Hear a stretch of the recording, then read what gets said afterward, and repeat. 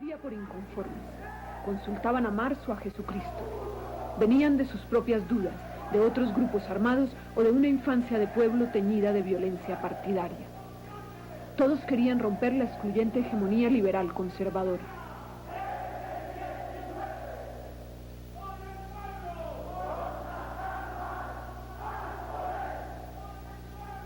Entonces nadie ha podido encontrarla. Los nuevos guerrilleros dijeron que creían en la conquista del poder por las armas y pusieron de moda el nombre de Bolívar. Pues a la pesadilla de la cárcel. Todo el comando superior y unos 300 guerrilleros contaron hasta 3 años de presidio.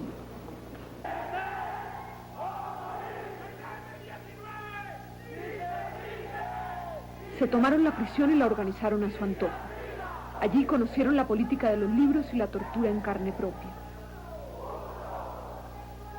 Y en el Consejo de Guerra más sonado de la historia reciente de Colombia, sorprendieron a sus interrogadores porque no usaban el lenguaje del ideario comunista, sino el nacionalismo y la palabra patria.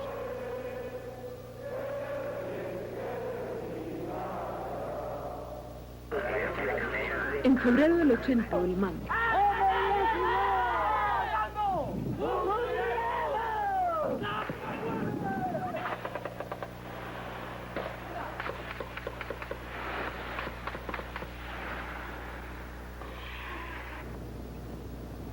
Mientras dialogaban, los jefes llevaron muchos hombres a la muerte.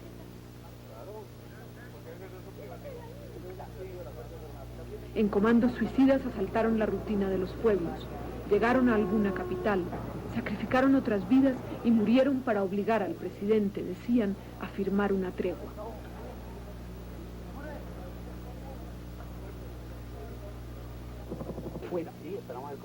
Junto con el M-19 dejarían de disparar el Ejército Popular de Liberación y el Grupo de Autodefensa Obrera.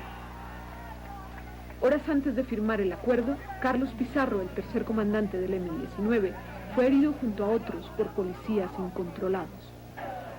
El guerrillero representaba a los más militaristas y antes de poner su firma, alentó a los que no querían acallar las armas. Sus consignas, aquel día, sonaron incendiarias.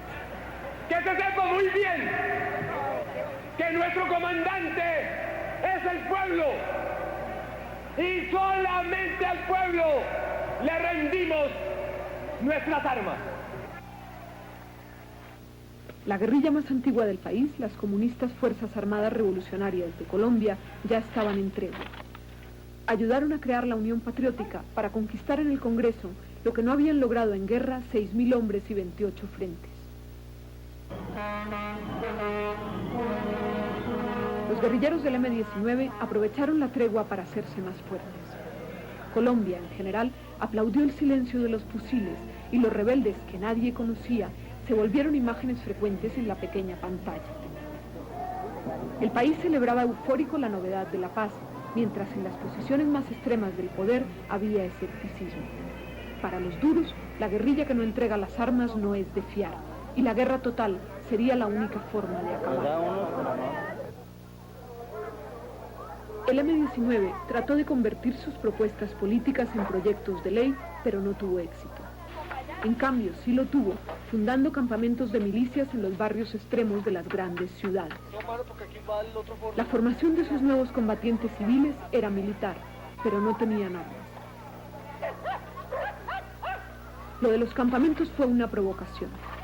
Los que gobiernan desde muchos sectores dijeron que la guerrilla se estaba tomando atribuciones que nadie le había dado y que era mejor intentar aniquilarlos.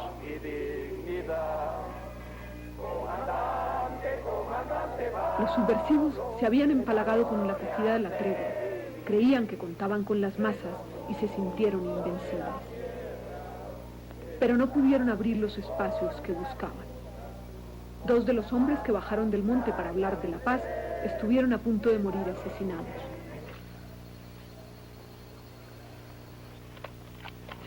Los comandantes decidieron entonces que por las buenas no se podía. Calcularon que el país le seguiría también a las últimas batallas hasta llegar a ser gobierno. Pero se equivocaron, porque los colombianos estaban hartos ya de tanta guerra y esta vez no los aplaudieron. Las armas volvieron a gritar y sin saber muy bien desde qué bando, el país supo que se había roto la tregua.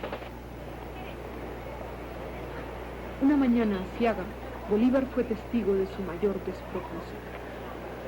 En un intento por hacerse escuchar y contar su versión del rompimiento de los pactos, asaltaron a grito y metralleta el máximo tribunal de la justicia. Se llamaban Comando Iván Marino Espina en homenaje a un comandante muerto cuando murió la tregua. Entraron 35, mataron al que opuso resistencia y ocuparon los pisos del palacio. Sorprendieron a tiros a más de 100 civiles, entre ellos a los más eminentes, magistrados de la Corte Suprema y consejeros de Estado. Los querían de rehenes por ser el único poder en el que creían por igual todos los colombianos. Con ellos pretendieron juzgar al presidente.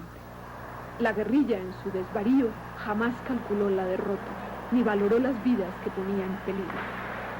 El presidente, siempre dialogante, esta vez no negoció. En nombre de la firmeza y los principios, actuó la autoridad armada. El ejército no vaciló. Para castigar de una vez por todas al M-19, con los tanques, dio el golpe mortal al recinto del palacio. Los gritos de los jueces pidiendo que se hablara se ahogaron en la sinrazón de la metralla. La pesadilla duró casi 3 días.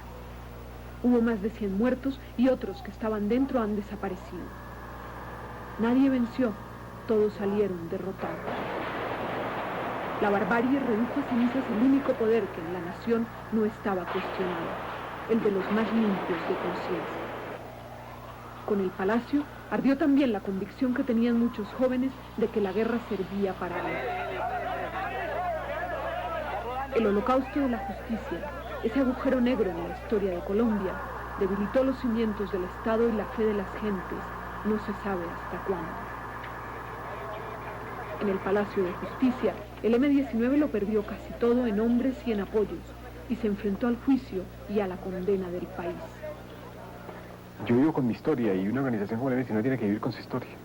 Y su historia es múltiple, multifacética, llena de altos y bajos, de grandes triunfos, de derrotas, de momentos confusos. El Palacio es un episodio central en la vida de los colombianos que tiene que esperar un tiempo para sedimentar y ser comprendido.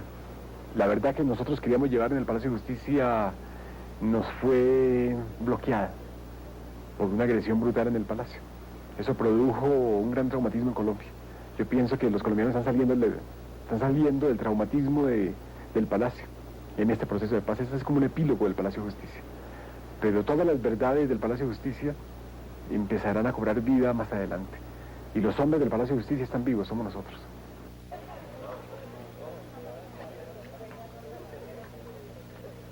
Tras el desastre del palacio, el M-19 ya no sabía cómo contar sus muertos, y los que quedaron vivos se fueron dispersando. Un 13 de marzo la policía dio muerte a Álvaro Fayad, el comandante que había conducido a sus hombres a la tregua y al diálogo, y también al palacio. Carlos Pizarro León Gómez asumió entonces el mando de una guerrilla diezmada que había perdido la brújula.